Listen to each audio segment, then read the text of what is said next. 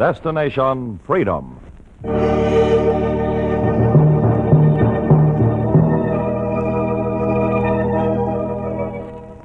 Destination Freedom, dramatizations of the great democratic traditions of the Negro people, is brought to you by station WMAQ as a part of the pageant of history and of America's own Destination Freedom.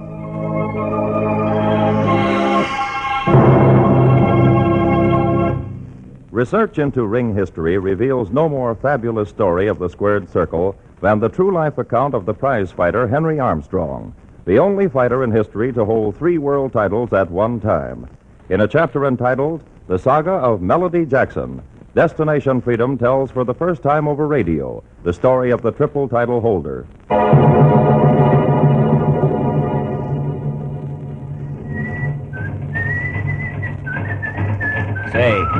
Say, what about this guy you hear whistling and punching that bag? What about this guy, huh? Suppose you was this guy. Would you do what he did? Suppose they called you the human dynamo, the buzzsaw, perpetual motion. Suppose you were built like he's built, solid like a brick. Only your eyes. The doctor said another punch in them eyes and you're blind as a mole. Suppose they told you that, huh? Would you do what he's doing? Getting ready to go back in the ring and fight again? Now that's the question I want to ask you. So just suppose you were him. Suppose you'd lived in St. Louis since 3 on Franklin Street. Had gotten out of high school with a scholarship in your hip pocket. And on your way home, stopped by a gym to watch some pugs skip rope and whip the bags, while a woman in a fine brown frame patted her feet to keep time and nodded her head when you came up. Hi, honey boy. Hi, Mamie. Say, who are you training now? Some refugees from Alabama. Huh? They want to fight heavy. I still need you, featherweight. I ain't cut out for prize fighters. Want to be a surgeon? That's right. And when your prize fighters get their eyes all cut up, send them to me. Doc Jackson will fix them up. I don't need no woman to teach me how to fight. Well, a man taught me, and I didn't complain. You go on home, and when you want to make a living, my gym will be open. All right, pep it up there, you guys. Pep it up. And suppose you'd grinned and you'd walk confident down Kinsey Street past Dr. Vinter's house with a pavilion and fine bay windows, and you walked on till you hit Franklin Street, crossed the railroad tracks, reached a shack with painless windows that stared out like empty eye sockets. You were home. That you, son? You always stand there looking. Come in. Come on in before it starts to rain. Well, tell us. Say something. Did you get it? Yeah, I got it. The dean said go over to Washington University tomorrow and register. And a full scholarship. Oh, praise the Lord. Oh, Grandma, 2 other kids want them too. Ain't nothing. Now, go on away. Don't be a teasing, Henry. Let him alone. You were left alone. And that night when the gunny sack curtain was drawn and split the one-room house into 2 parts, boys sleeping on the east side, girls sleeping on the west, you slept near the door on a pallet beside Grandma. And when everybody was quiet, she said, Son? Yeah, Grandma. I reckon Pearl'd like for you to be a doctor, all right. Pearl was your mother. She left the world when you came into it. A preaching grandson's what I've always wanted. Grandma, I want to be a doctor so I can be like Dr. Vinter. Huh? I just want a house, a good house with windows in the sockets, with windows crystal clear, with the sunshine pouring all down in it, all over me. Suppose the next morning you woke up whistling. You got on over to Washington University, tiptoed down the marble hallways, peeked inside the surgery classes, and while your fingers pretended they held a scalpel, the registrar's secretary called you. This way, please. The registrar will see you. You walked in the registrar's office and saw sunshine streaming through the windows, splashing over the desk, and you took out your scholarship certificate and he blinked. You are Jackson? Well, the principal of Vashon High said I came out second in the contest for the medical scholarship here. He should know better than to send Negro students here. But, well, he said... Miss Benson, get Vashon High on the phone. Yes, sir. Of all the nerve. We don't take Jews, Negroes, Mexicans. They know that. Well, as for you, boy, I guess it's not your fault. You won the contest. No? That stupid principal never should have allowed you to enter the contest in the first place. We're sorry, but we couldn't possibly admit you. Just an unfortunate mistake, that's all. Just a mistake.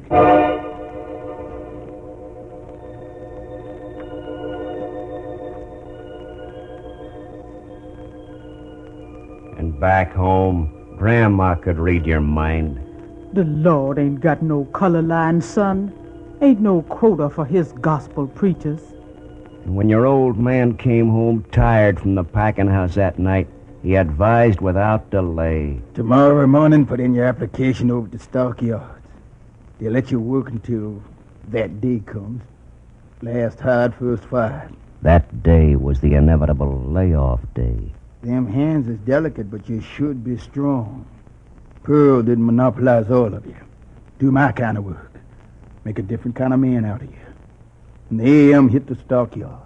You hit the stockyards that AM and 300 other AMs. You turned your fury against the stock and ran up a record in the slaughterhouse and the sheep kill, pig kill. You swung hammers over the steers, butchered, scrubbed, cleaned, shoveled, as days melted away like minutes.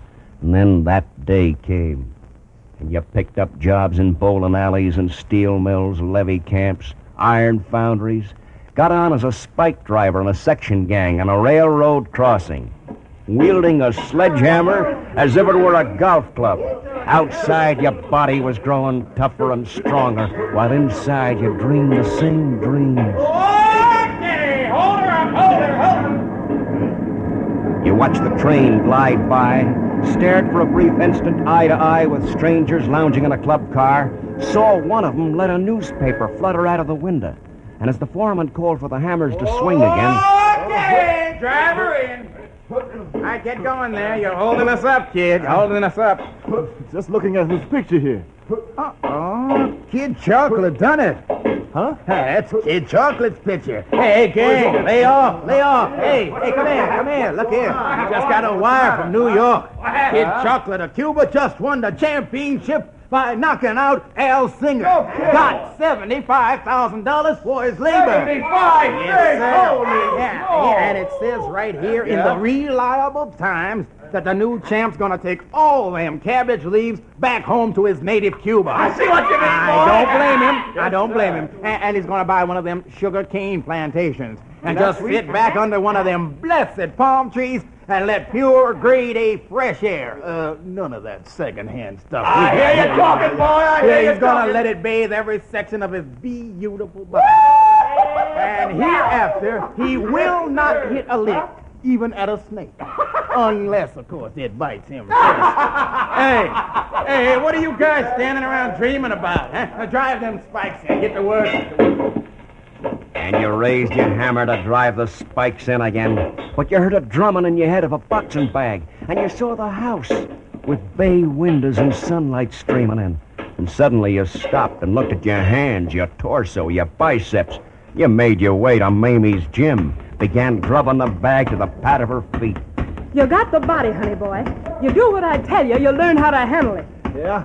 You sure I can be good? I only take on those I think's got the master touch. I don't fool with squares. That's enough. Now listen, honey boy.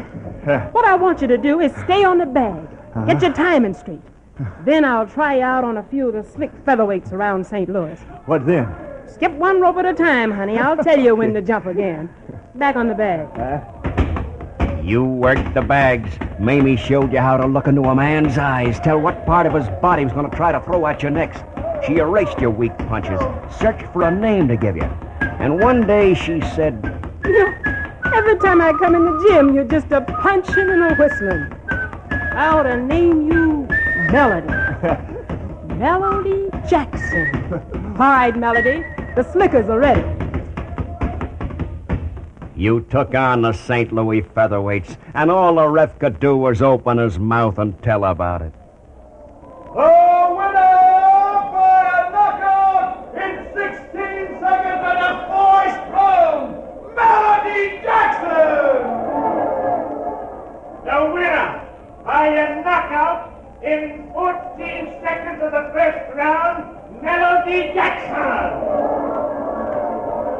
You stopped the St. Louis boys with your spike driver's hook and came out of the gym one day, and Mamie had a new rope to skip. Hey, what's the car for, Mamie? You and me, honey. Get in. Well, where are we going? I told your grandma and old man you were leaving for Pittsburgh today. They didn't weep. Pittsburgh? Yeah, you're the next feather champ. They don't allow no interracial bouts in St. Louis, so we going where they do. Get in. My foot's pressing the gas.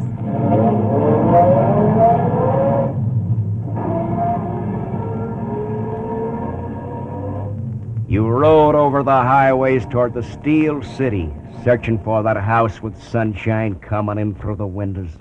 You went looking round Pittsburgh, begging for fights until you almost had to beg for bread. You got hungry. You were ready for any deal. You got in the ring with a veteran southpaw. You were pig meat for the veteran, and when the bell gave him permission, he ripped you to bits with jabs, uppercuts, hooks, crosses, slashed at your empty stomach with body blows, beat you to the canvas again and again until you heard Mamie cry out from the corner. Stay down, kid! Stay down, honey! Stay down! But you kept getting up until your blood blinded you and you were beaten down. When your mind went blank, your body obeyed the command.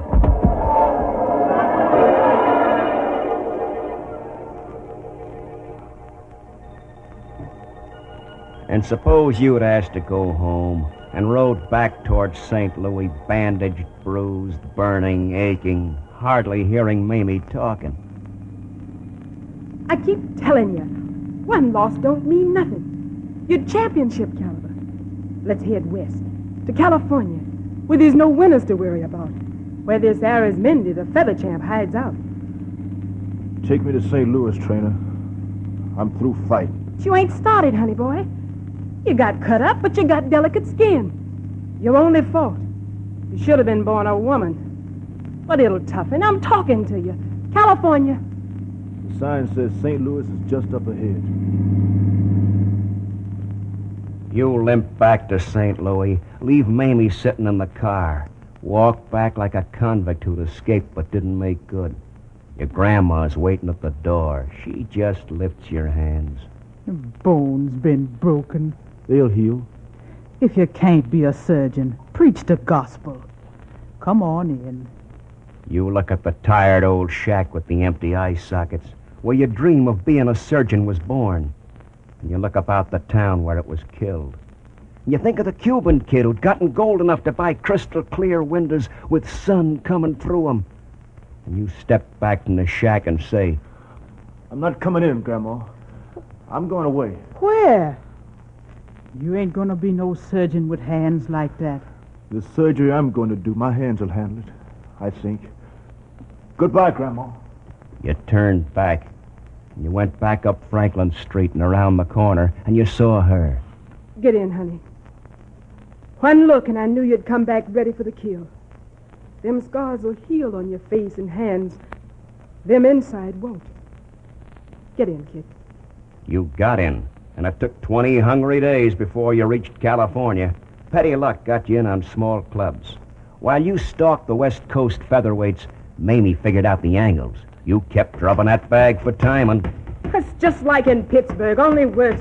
The champ won't come near you. And to make things worse, all these clubs out here have their bouts on the same night. We can't make but one fight a week. Just one a week, huh? Yeah. Listen, honey. Hereafter, you use my name. You'll be Henry Armstrong instead of Melody Jackson. They haven't gotten scared of Armstrong yet. Sure. See, I was thinking. Yeah? There are 5 clubs out here, all having fights on the same night. Now, these ads here show the Rainbow Club's bout starts at 7 p.m. Uh-huh. The Garden starts at 7:30 p.m. The Arcade Arena starts bouts at 8 p.m., the Gilmore at 9, and the main events at Shamrock Stadium don't go on until 9:30. Uh-huh. Now, suppose you book me to fight featherweights next Friday at each stadium. You been drinking, honey? Look, if I knocked them all out and had a cab waiting outside each club, I could make them all. We could make enough money to pay expenses. And besides, so many people hear about it, the champ would have to fight us. Only one little thing you're overlooking. Yeah? We'd have to put up every dollar we could borrow as guarantee on a deal like that. And if just one guy, just one of those 5 guys stopped you, you'd be washed up. Mamie, If just one guy stopped you. let one try. Set 'em up, baby. You went back to your timing on the bag while Mamie went out and set up the fights. 5 fights and 5 clubs for Friday night between the hours 7 and 9:30. A rendezvous with the best featherweights in the West. And when it was set, Mamie's fingers dug into your biceps and she whispered, All right, honey. Be careful. and suppose you stepped over the ropes at the Rainbow at 7:10 p.m. on the head. You saw Slugger George weave before you, and you worked your way on top of him and threw thunder at him. And you stood impatient while the referee held up your hands and said, The winner by a knockout in 2 minutes and 10 seconds of the first round, Henry Armstrong! You slipped on your robe, grabbed a cab, got over to the gardens at 7:36 p.m., climbed into the ring, and Fanello Anzio was waiting.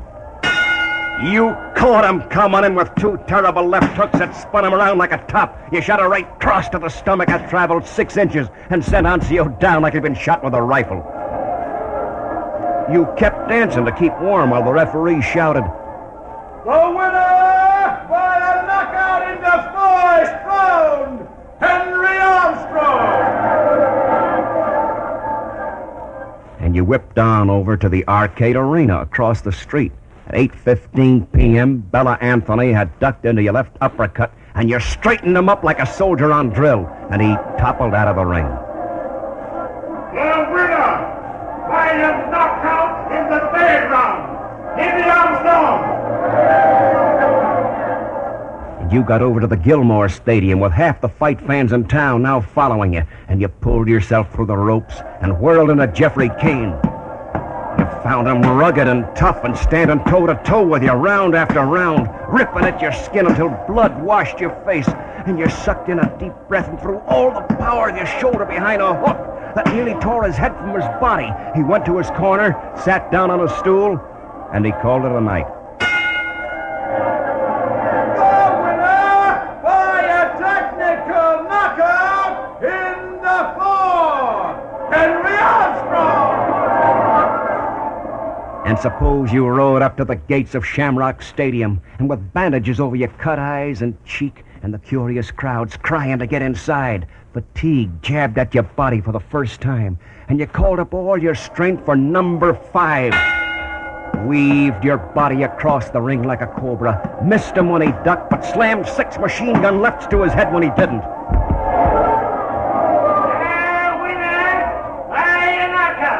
In 20 seconds of the first, Henry Armstrong! And you heard Mamie shout through the crowds. He's got to! You knew he had to, because the crowd was yelling for it, and they didn't stop until next month you and baby Arizmendi came face to face in the squared circle.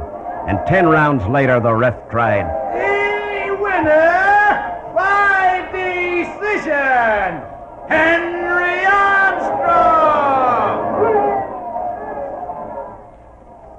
And somehow on the whirlwind drive, you had gained something and lost something.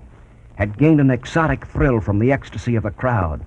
Lost your destination. Managers and backers were now fighting over your contracts like hawks over a calf's heart. And you didn't bother to look around when somebody came into the gym and said, A friend of mine and I'd like to buy your contract, champ. Yeah? How do y'all want to buy it? Maybe we could do you a lot of good. Like what? Like getting a title fight that'd be recognized. Too bad New York won't recognize you for whipping Arizmendi. Yeah. If my friend and I take over your contract, we'll get the best manager in the country to handle you. Big Eddie Meade. Jumbo Meade. Shrewdest manager in the game. Hey, who are you and this friend of yours? My name's George Raff. My partner's Al Jolson. Okay. it was okay. They sent over the new manager, Meade.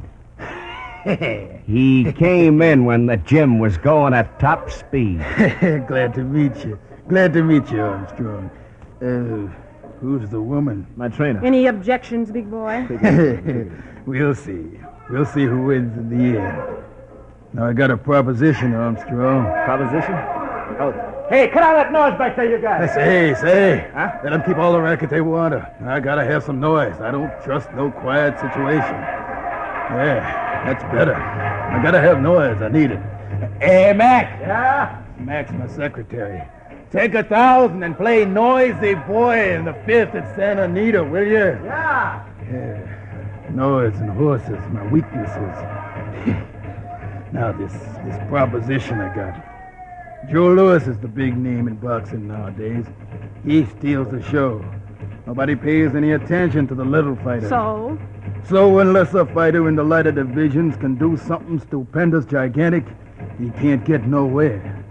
Now, if you can win the featherweight title, Get me the match, and it's mine. and the lightweight crown, and the welterweight crown. One man do that? One man in a million can.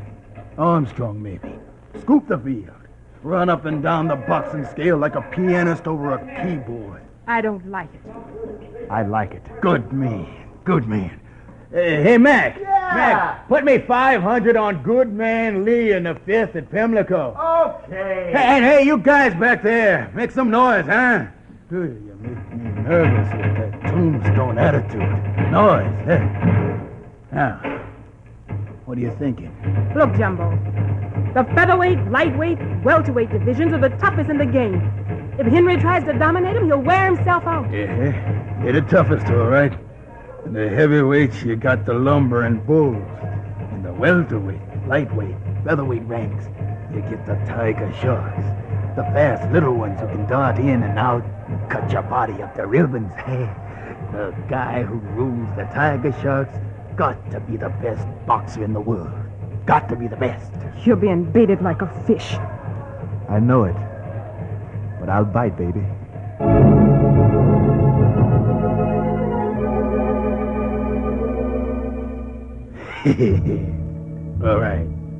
All right, let's work it out. All right. Let's go on the march.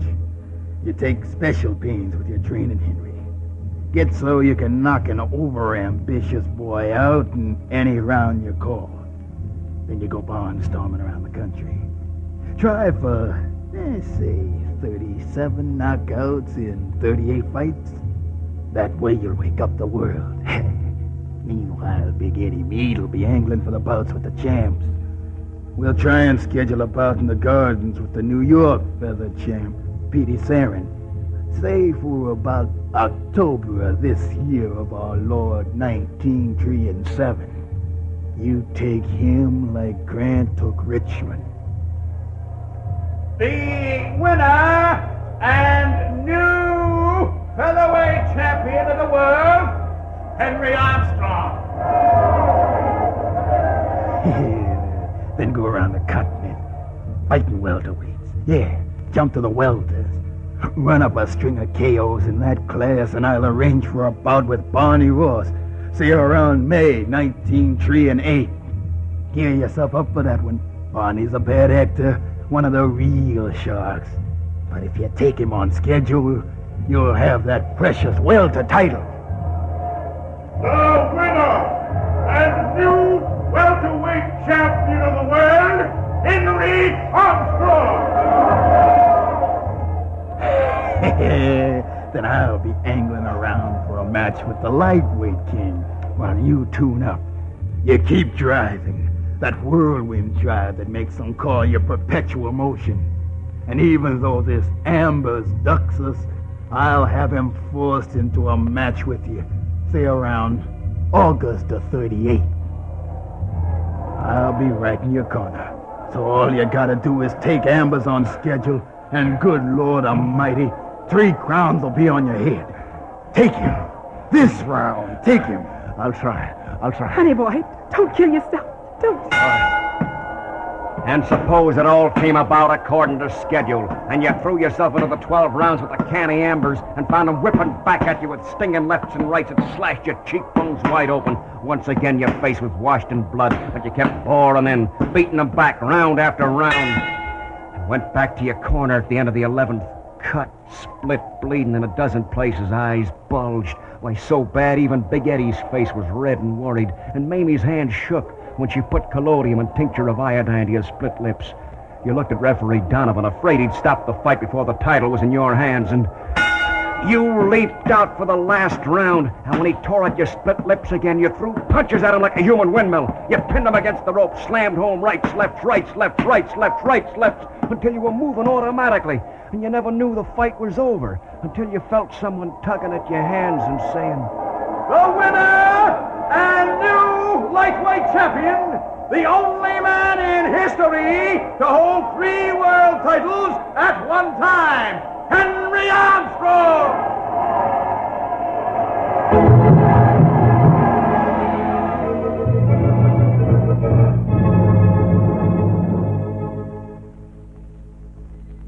And suppose you stood up there lonely for a while and realized 10 years had passed you by. Grandma's been dead and buried a long time. Fighting, it's your occupation, like surgery to surgeons. Big Eddie Meade, he's dead. And slowly, almost so slowly you hardly notice it, you begin losing. You toss off your featherweight crown, you can't make the weight anymore. A crafty Scotch fighter takes away your lightweight crown. The winner and new lightweight champion, Saga. And the welter crown, that's the hardest of all to lose. They had to blast your eyes apart to get it off, to open old scars. And you went swinging down to the canvas, and the ref looked at your scars and stopped the fight. The winner by a technical knockout in the 12th round, and the new welterweight champion, Fitzy Esteve. And suppose it went on like that with the minnows and sardines snapping at the sick and weakening tiger shark, and your eyelids were cut open, sewed back, cut open, sewed back, and after a doctor told you, This is the last operation we can perform on those eyes. If you keep out of the ring, they'll hold up, I'm sure. If you go back fighting again, I can't vouch for you coming through with enough sight to see. It's up to you.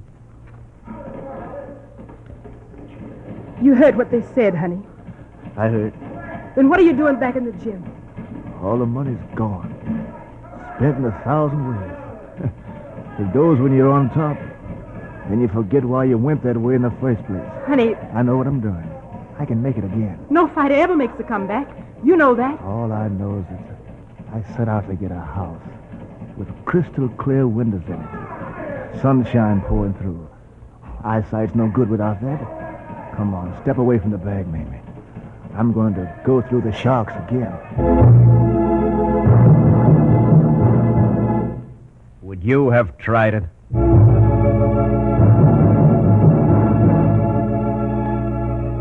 Well, he did. He kept on his leather weapons and again waited for the ranks of the lightweights and the welterweights. He won 40 out of 49 fights. He made one of the rare comebacks in the boxing game. He remembered the bleak life in St. Louis, the grandma who wanted him to preach, and the blind eye sockets of the windows without panes. He shielded his precious eyes from the blows of the sharpshooters, and then he quietly eased out of the limelight.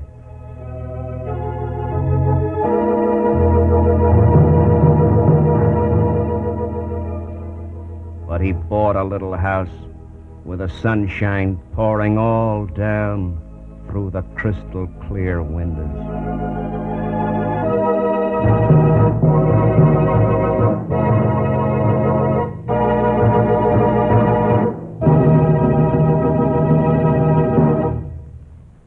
You have just heard Destination Freedom's dramatization of the saga of Melody Jackson, the story of a triple title holder, Henry Armstrong. Destination Freedom is written by Richard Durham and produced under the direction of Homer Heck.